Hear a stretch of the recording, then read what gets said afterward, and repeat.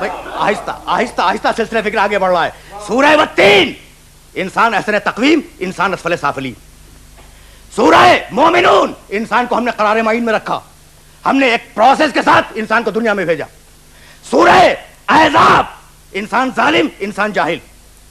اور اب انسان کا انجام سورہ والعصر، بسم اللہ الرحمن الرحیم، والعصر ان الانسان لفی خسر الا الذین آمنوا وعملوا الصالحات والتواصوا بالحق والتواصوا بالصبر.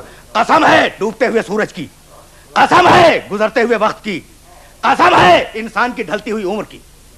والعصر قسم ہے انسان کی ڈھلتی ہوئی عمر کی، قسم ہے اس گزرتے ہوئے زمانے کی جو غیر محسوس طریقے سے پوری کائنات پہ گزر رہا ہے نا.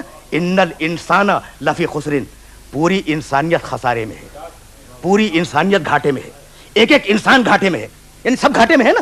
الا الذین آمنوا، مگر وہ جو کہ ایمان لائے، جنہوں نے عمل صالح کیا، جنہوں نے حق کا اعلان کیا، جنہوں نے صبر کا اعلان کیا، انہیں ہم خسارے سے بچا لیں گے. تو سورہ والعصر انسان خسارے میں ہے، انسان احسن تقویم، انسان اسفل سافلین، انسان ظلوم، انسان جہول، انسان خسارے میں. 5 لفظیں آ گئی ہیں آپ کے پاس. اور اب سورہ حلطہ میں آواز دی، بسم اللہ الرحمن الرحیم. حلطہ علی الانسان حین من الدہر لم یکن شیئا مذکورا انا خلقنا الانسان من نطفۃ امشاج نبتلیہ فجعلناہ سمیعا بصیرا. انسانیت پر بھائی انسانوں سنو، حلطہ علی الانسان حین من الدہر، انسانیت پر ایک زمانہ ایسا بھی گزرا ہے کہ لم یکن شیئا مذکورا، کوئی انسان قابل ذکر نہیں تھا، ذکر کرنے کے قابل نہیں تھا. انا، اب ناس یہ ربوبیت کا ناز ہے، یہ خدائی کا ناز ہے. انا خلقنا الانسان من نطفۃ امشاج، پھر ہم نے انسان کو ملے ہوئے پانی سے خلق کیا، آب مخلوق سے خلق کیا. کیوں؟ نبتلی، ہم چاہتے تھے کہ اس کا امتحان لیں. فجعلناہ سمیعا بصیرا، تو ہم نے انسان کو سمیع بنایا، انسان کو بصیر بنایا. سمیع کے معنی سننے والا، بصیر کے معنی دیکھنے والا. انسان سمیع، انسان بصیر. اب میرے سامنے ارباب فہم تشریف فرمائیں. بھائی قرآن نے کتنی لفظیں انسان کے لیے دی؟ میں نے چھوڑ دی بہت سی لفظیں. بھائی انسان احسن تقویم، انسان اسفل سافلین، انسان ظلوم، انسان جہول، انسان سمیع، انسان بصیر، انسان خسارے میں. اتنی قسمیں آپ کے سامنے آ گئی.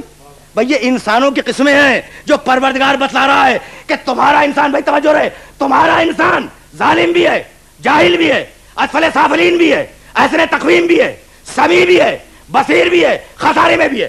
تو جب قرآن میں خود انسان کی اتنی قسمیں ہیں تو تم جو کہہ رہے ہو کہ رسول ہم جیسا انسان، تو کس جیسا انسان؟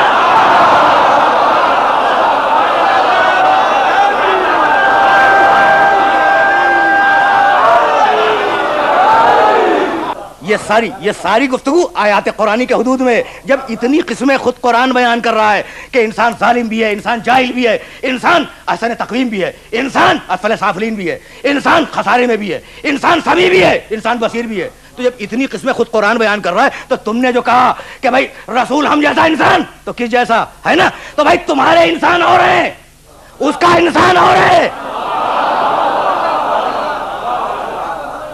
تمہارے انسان اور ہیں، اس کا انسان اور ہے.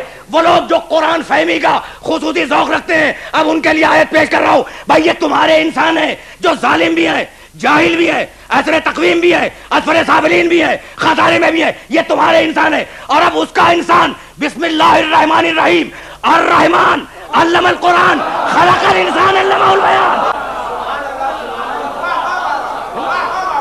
اب قرآن مجید نے ایک تبصرہ کیا انسانیت پر.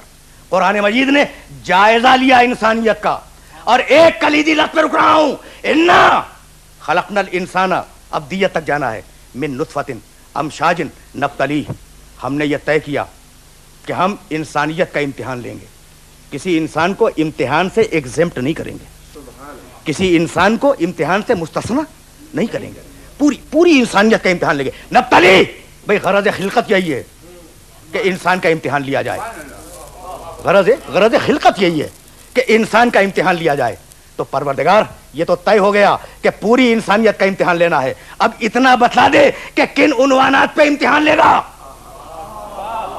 بھائی وہ سبجیکٹس کیا ہیں, وہ عنوانات کیا ہیں جن پر امتحان لیا جائے گا؟ سورہ بقرہ میں ارشاد فرمایا وَلَنَبْلُوَنَّكُمْ بِشَيْءٍ مِنَ الْخَوْفِ وَالْجُوعِ وَنَقْصٍ مِنَ الْأَمْوَالِ وَالْأَنفُسِ وَالثَّمَرَاتِ وَبَشِّرِ الصَّابِرِينَ الَّذِينَ إِذَا أَصَابَتْهُمْ مُصِيبَةٌ قَالُوا إِنَّا لِلَّهِ وَإِنَّا إِلَيْهِ رَاجِعُونَ أُولَئِكَ عَلَيْهِمْ صَلَوَاتٌ مِّن رَّبِّهِمْ وَرَحْمَةٌ وَأُولَئِكَ هُمُ الْمُهْتَدُونَ. ہم امتحان لیں گے, وَلَنَبْلُوَنَّكُمْ, ہم امتحان لیں گے, تم سب کا امتحان لیں گے. بِشَيْءٍ مِّنَ الْخَوْفِ وَالْجُوعِ, خوف سے بھی امتحان لیں گے, بھوک سے بھی امتحان لیں گے. خوف ڈر, جوع بھوک, یہ دونوں لفظ ذہن میں رہے, کلیدی لفظ ہیں. ہم تمہارا امتحان خوف سے لیں گے, ہم تمہارا امتحان بھوک سے لیں گے. وَلَنَبْلُوَنَّكُمْ بِشَيْءٍ من الخوف والجوع والنقص من الاموال والانفس والثمرات, مال کا ضائع جانا, جان کا ضائع جانا, اولاد کا تلف ہو جانا, ہم تمہارا امتحان لیں گے. تو امتحان کے بنیادی عنوانات تو سمجھ میں آ گئے نا بھائی. سب سے اہم دو عنوانات, خوف کا امتحان, بھوک کا امتحان. اب عرض کروں, امتحان لے گا خوف سے, امتحان لے گا بھوک سے. اور اب وہی پروردگار جو کہتا ہے کہ میں خوف سے امتحان لوں گا, میں بھوک سے امتحان لوں گا, وہی پروردگار سورہ نحل میں ارشاد فرماتا ہے, ضرب اللہ, 16واں سورہ قرآن مجید کا, ضرب اللہ مثلا قریۃ کانت آمنۃ مطمئنۃ یاتیہا رزقہا رغدا من کل مکان فکفرت بانعم اللہ فاذاقہا اللہ لباس الجوع والخوف بما کانوا یصنعون. وہی دونوں لفظ ہیں, لباس الجوع والخوف. اللہ تمہارے سامنے ایک بستی کی مثال بیان کرتا ہے. ضرب اللہ مثلا قریۃ, ایک آبادی تھی, ایک بستی تھی, گاؤں تھا. کانت آمنۃ مطمئنۃ, اس گاؤں میں امن بھی تھا, اطمینان بھی تھا. امن سماجی, اطمینان گھر کا. کتنی آئیڈیل بستی ہے, کتنی آئیڈیل بستی ہے, کتنی مثالی بستی ہے. ضرب اللہ مثلا قریۃ کانت آمنۃ مطمئنۃ, اس بستی میں امن بھی تھا, اطمینان بھی تھا.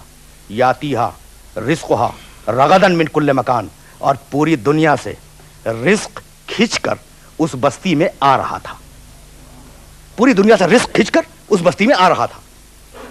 اب ایک مثالی بستی کے تین ہی عناصر ہوتے ہیں, معاشرے میں امن ہو, گھر میں اطمینان ہو, اور رزق کی ضمانت ہو.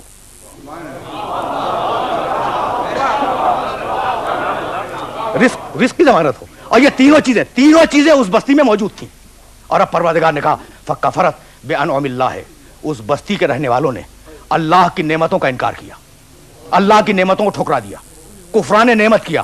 فاذاقہ اللہ لباس الجوع والخوف, تو اللہ نے ان پر دو عذاب نازل کیے, بھوک کا عذاب اور خوف کا عذاب. بما کانوا یصنعون, اور یہ عذاب ابتداء نہیں تھے, ان کے کرتوت کا نتیجہ تھے. تو آپ نے توجہ فرمائی, آپ نے توجہ فرمائی. بھائی امتحان لیتا ہے تو خوف اور بھوک کے ذریعے, عذاب نازل کرتا ہے تو خوف کا اور بھوک کا عذاب. اب کیسے پتا چلے کہ کہاں پر امتحان ہے اور کہاں پر عذاب ہے؟